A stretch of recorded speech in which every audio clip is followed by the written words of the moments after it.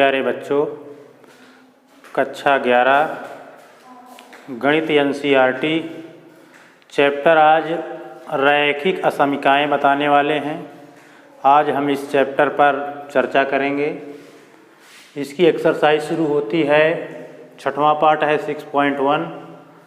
सबसे पहले आप यहाँ जान लें कि रैखिक असमीकाएँ क्या होती हैं। इसके पहले आप हाई स्कूल में पढ़े हैं रैखिक समीकरण, पढ़े हैं ना रैखिक समीकरण। तो यहाँ पर रैखिक ये बात तो पूरा मिल ही रही है, केवल यहाँ समीकरण और असमीकाएँ इतना ही अलग है। तो समीकरण और असमीका में क्या अंतर है ये हम केवल बता दें। आप रैखिक समीकरण के विषय में खूब जानते हैं कि ax + by + c = 0, यानी रैखिक समीकरण में अज्ञात चर राशियाँ, ऐसा समीकरण जिसमें एक चर हो या दो चर हो लेकिन चर पद की उच्चतम घात 1 हो, ऐसा समीकरण जिसमें चर पद की उच्चतम घात 1 हो तो रैखिक समीकरण होता है ये। तो रैखिक तो मतलब वही हो गया। अब हमें बताना है समीकरण और असमीका में क्या अंतर है। तो यहाँ आप पढ़ेंगे, रूप तो इसका यही रहेगा by + c, यानी यहाँ पर लेस देन या ग्रेटर देन हो जाएगा, बराबर के स्थान पर लेस देन या ग्रेटर देन हो जाएगा। अब इसके हल में भी परिवर्तन आ जाएगा, थोड़ा अंतर हो गया। तो इसमें एक हल एक समूह के रूप में आएगा। जहाँ यहाँ हम हल करते थे इसका समीकरण में एक अद्वितीय हल मिलता था, तो इसके अब हमको कई हल मिलेंगे। आइए अब कैसे हल करेंगे ये हम देखेंगे। सिर्फ अंतर यहाँ पर इक्वल लगा और ग्रेटर देन या लेस देन ये चीज़ पढ़ेंगे यहाँ। चलिए अब इसके सवाल हम बता रहे हैं। क्वेश्चन नंबर 1 कह रहा है हल कीजिए। ये क्वेश्चन दिया गया है, किस कंडीशन में हल करना है। x एक प्राकृतिक संख्या है, x एक पूर्णांक है। कैसे हल करेंगे। सबसे पहले हम क्वेश्चन को लिखे 24x < 100। हल करने में बता दें कि जैसे बराबर के स्थान रख के हम हल करते हैं, हल करेंगे उसी तरह इस चिन्ह में भी। हमको यहाँ x की वैल्यू निकालना है, तो ये इधर आ जाएगा तो बटे आ जाएगा, गुणांक में है इधर आएगा बटे हो जाएगा, यानी x का मान आ जाएगा 24 चौको 96। 24 से हम भाग कर देंगे 100 में, 24 चौको 96, बचेगा 4। इसको लिखा जाएगा 4 सही 4 बटे 24। इसको और हल करेंगे 4 × 9 4 × 24। x का मान आ जाएगा 4 सही 1 बटे 6। ये तो x का मान हमने निकाल लिया, लेकिन अब हमको जवाब देना है प्राकृतिक संख्या के लिए। तो प्राकृतिक संख्याएं क्या होती हैं। n बराबर प्राकृतिक संख्या नेचुरल नंबर, ये होती हैं गिनती की संख्याएं 1 2 3 4, ये होती हैं प्राकृतिक संख्याएं। और जबकि प्राकृतिक संख्याएं यानी पूरा पूरा अंक होती हैं और धनात्मक होती हैं, ऋणात्मक नहीं होती हैं। तो इस रूप में हमको देना है। तो नंबर 1 लिखें, जब x प्राकृत संख्या है तब इसका हल क्या होगा, यानी x का मान इससे छोटा होना चाहिए। 4 सही 1 बटे 6। जैसे हम यहाँ पर नंबर लाइन पर रख रहे हैं, इसको हम जानते हैं इधर इन्फिनेटिव होता है, इधर -इन्फिनेटिव। यहाँ पर 0, इधर 1, इधर 0 हो गया। 1 2 3 4 5, तो इधर तो ऋणात्मक संख्या होगी, यहाँ ऋणात्मक का कोई मतलब ही नहीं है। तो यहाँ पर 4 सही 1 बटे 6 का मतलब ये 4 और 5 के बीच में आएगा ये हमारा बिंदु। और कह रहा कि x का मान इससे छोटा होना चाहिए। यहाँ पर है तो इससे छोटे मान तो यही होंगे। 0 नहीं लिया जाएगा, हमने 0 संख्या रेखा पर होता है रख दिया जाता, क्योंकि 0 एक पूर्ण संख्या पूर्णांक संख्या था, लेकिन इसमें नहीं लिया जाएगा। तो इससे छोटा हल यहाँ से लेकर के यहाँ तक हो जाएगा, इससे छोटा। अब इससे छोटा 4 सही 1/6 से छोटा 4 लिया जाएगा ना, इससे छोटा ये 4 आ रहा ना, तो इसका हल हो जाएगा, यानी x का मान यहाँ से बनेगा x बराबर 1 तो 1 हो जाएगा, 2 हो जाएगा, 3 और 4 भी इसको 1, इनके अलावा और कोई हल नहीं होगा। तो एक इसको हम समुच्चय के अंतर्गत लिख दिए। इससे छोटी x का मान, क्योंकि ऋणात्मक हो नहीं सकता, नेचुरल नंबर जो है तो ऋणात्मक नहीं होती हैं। अब इसका सेकंड नंबर देखें। x एक पूर्णांक है, तो पूर्णांक संख्याएं जान ले पहले क्या होती हैं। पूर्णांक संख्याओं को हम लिख देते हैं पहले। पूर्णांक संख्याओं को i से प्रदर्शित करते हैं, यानी इंटीजर नंबर। ये क्या होती हैं, यानी 0 से 1 2 3, इधर अनंत तक और इधर माइनस, यानी ये संख्याएं माइनस में भी होती हैं, इधर अनंत तक। तो ये होती हैं पूर्णांक संख्याएं इस रूप में। अब हमको जवाब देना है इस रूप में, तो अब पूर्णांक संख्याओं में यहाँ पर ऋणात्मक भी आ जाएगा। तो जब इसका हल हो जाएगा, जब x एक पूर्णांक है,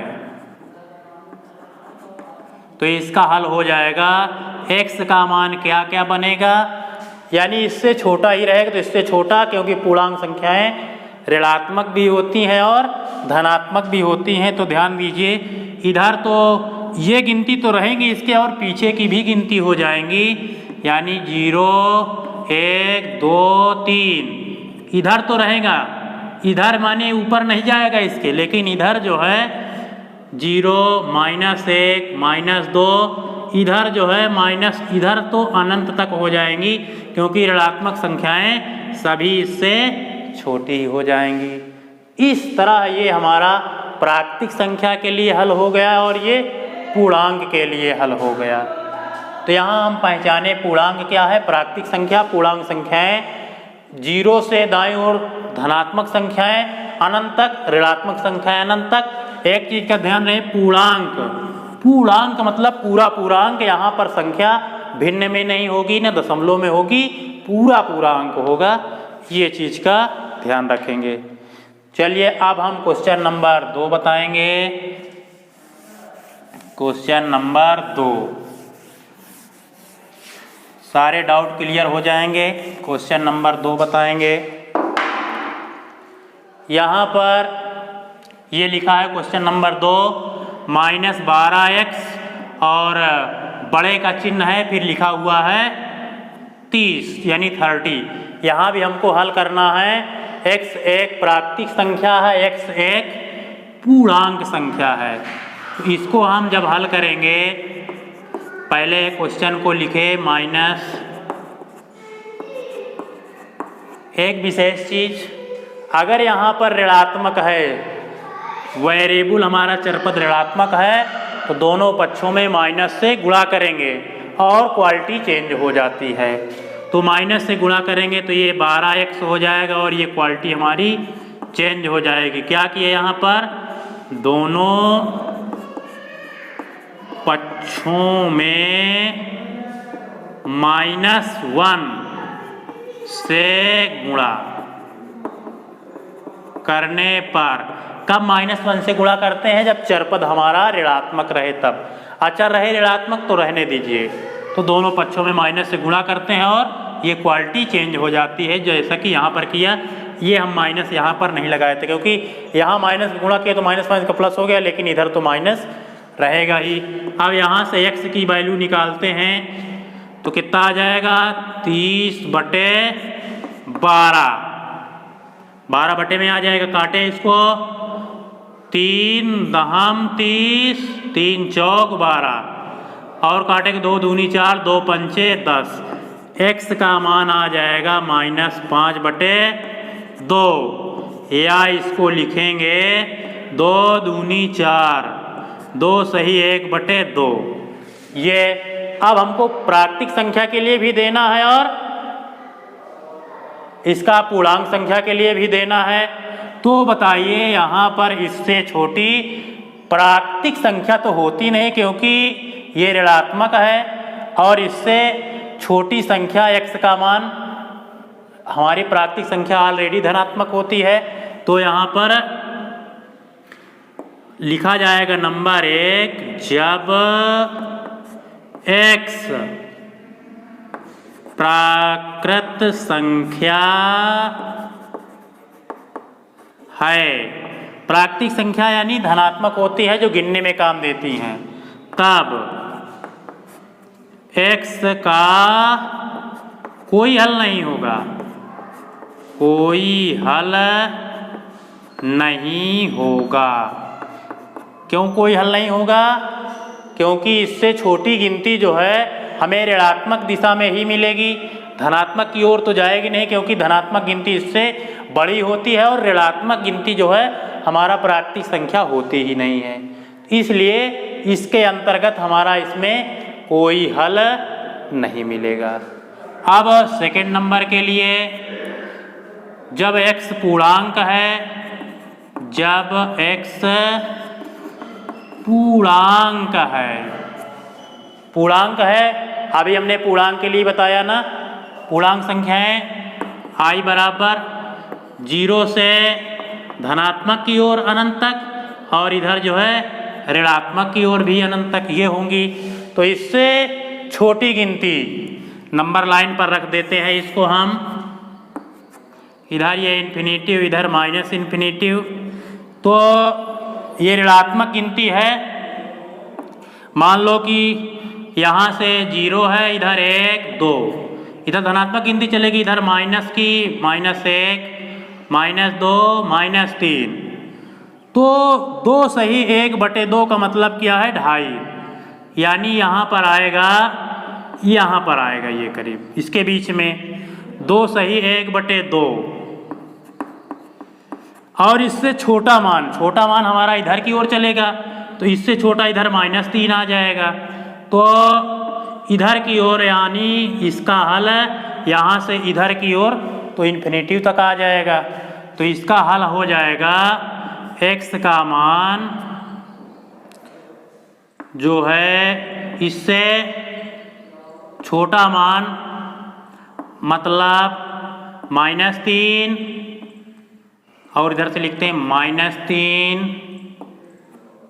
-4, इधर डाट करके तो इधर अनंत तक हो जाएगा।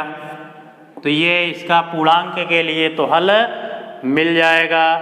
पूर्णांक के लिए यानी पूरा पूर्णांक, इससे हमको बड़ा मान लेना कि यहाँ पर आएगा ये, तो इससे पूरा पूर्णांक हमारा 3 ही मिल पाएगा। इधर की अब इन्फिनिटी तक चले आएंगे, वो सारी संख्याएं इससे छोटी ही कही जाएंगी। तो ये हल हो जाएगा। इस तरह हल किए। अब जो है पहला, दूसरा, तीसरा और चौथा में यही चीज़ पूछ रहा है।